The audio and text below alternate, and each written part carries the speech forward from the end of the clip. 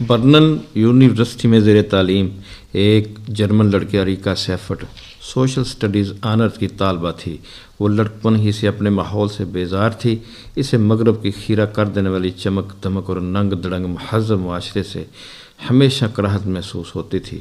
وہ آزادی حقوق نسواں کے نام پر ملنے والی بے حیائی، عزت و ناموس کو کھلونا سمجھنے والی اور پھر انسانیت کے معراج پا لینے کا دعویٰ کرنے والی تہذیب سے انتہائی نالاں پریشان رہتی تھی۔ اریکا سیفرٹ کو پاکیزگی کی تلاش تھی۔ وہ سچائی اور حق پرستی کی طلبگار تھی۔ مہذب اور مساوات سے پر انسانیت حاصل کرنا چاہتی تھی۔ السلام علیکم ورحمۃ اللہ وبرکاتہ۔ بسم اللہ الرحمن الرحیم۔ اللہم صلی علی محمد وعلی آل محمد۔ ہم مسلمان کیوں ہوئے، اس سلسلے کی آج کی شخصیت کا تعارف لے کر آپ کی خدمت میں حاضر ہوں۔ آج کی شخصیت کا تعلق جرمنی سے ہے اور سابقہ نام اریکا سیفرٹ ہے اور مسلمان ہونے کے بعد رقیہ راشد ہے۔ تو ان کی داستان شروع کرنے سے پہلے آپ میرا یوٹیوب چینل سبسکرائب کر دیں اور بیل آئیکن بھی پریس کر دیں۔ وہ حقائق کی تلاش میں سرگرداں طرح طرح کی کتب کا مطالعہ کرتی رہتی تھی۔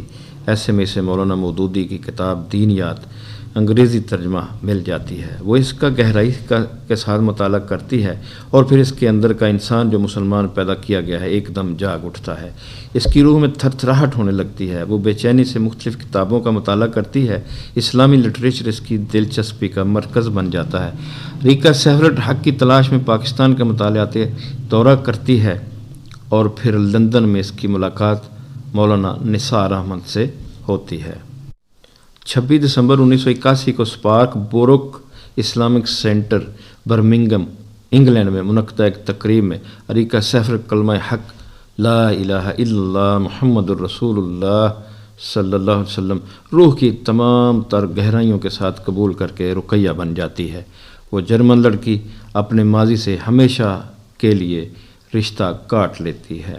رقیہ راشد سے تعارف کے سلسلے میں 30 دسمبر 1981 عیسوی کو ادارہ فلاح خواتین لانڈی کرنگی کے زیر اہتمام ایک پروگرام منعقد کیا گیا جس کی مہمان خصوصی رقیہ راشد تھیں۔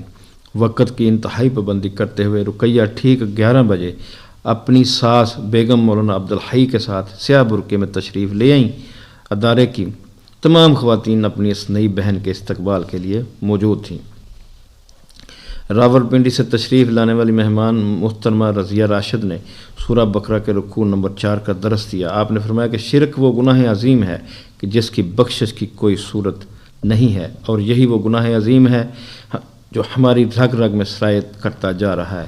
آج شرک کا یہ عالم ہے کہ جگہ جگہ قبروں کو مزارات کی صورت میں پوجا جا رہا ہے، ان سے حاجتیں طلب کی جا رہی ہیں، رو رو کر ان پختہ عمارتوں سے اپنے دکھڑے بیان کیے جا رہے ہیں۔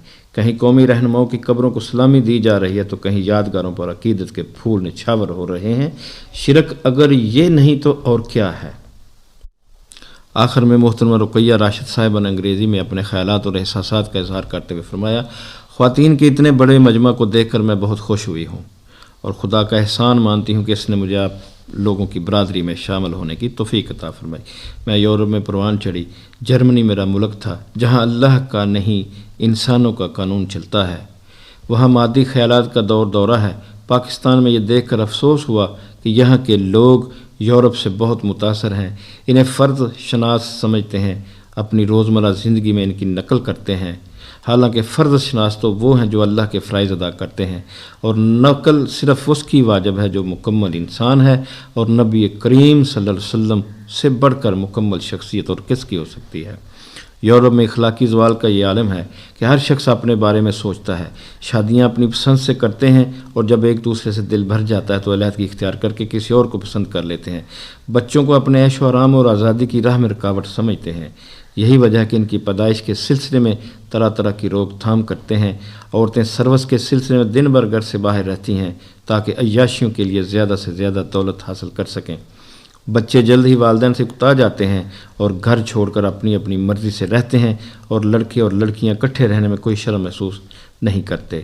وہاں ایک دوسرے پر بالکل بھروسہ نہیں کیا جاتا، کسی کو کسی پر اعتماد نہیں ہے، بس دولت ہی ان کے نزدیک خدا ہے، دولت ہی سب سے بڑا رشتہ ہے۔ یورپ میں ہر شخص اکیلا ہے، فیملی سسٹم بالکل تباہ ہو چکا ہے، جرائم، تشدد اور آبرو ریزی عام ہے۔ یورپ میں اگرچہ عیسائیت ہے لیکن لوگ اپنے مذہب سے بالکل بیگانہ ہو چکے ہیں، دنیا کی آسائشوں اور عیاشیوں کو ہی اصل زندگی تصور کرتے ہیں، ان کے یہاں آخرت کا کوئی تصور نہیں ہے۔ معاشرتی اور روحانی ابتری کا یہ عالم ہے کہ عورت عورت سے شادی کرتی ہے اور مرد مرد سے۔ میں نے یہاں کئی ٹی وی پروگرام دیکھے ہیں، پاکستانی تہذیب میں یورپی رنگ نظر آتا ہے، اور یہ ایک اسلامی ملک کا میڈیا نہیں لگتا، خصوصاً اشتہارات دیکھ کر بالکل یورپ کا گمان ہوتا ہے۔ ٹی وی پر دکھائی جانے والی انگریزی فلموں میں جو کچھ دکھایا جاتا ہے وہاں ایسا بالکل نہیں ہے، نہ فیملی سسٹم ایسا ہے اور نہ ہی فرد شناسی، ہمدردی اور انسانیت اسی طرح ہے جس طرح فلموں میں پیش کی جاتی ہے۔ یورپ میں ہر شخص آنکھوں کے زنا میں مبتلا ہے، کیونکہ وہاں عورت تقریباً ننگی ہو چکی ہے، وہ سور کھاتے ہیں اور سور جیسی خصلتوں اور بدمستیوں کا شکار ہیں۔ اس کے برعکس اسلام حقیقت سے پر ایک سیدھا راستہ دکھاتا ہے، اسلام زندگی کے راستوں کو سنوارتا ہے۔ خاندانی زندگی اسلامی معاشرت کا بنیادی یونٹ ہے۔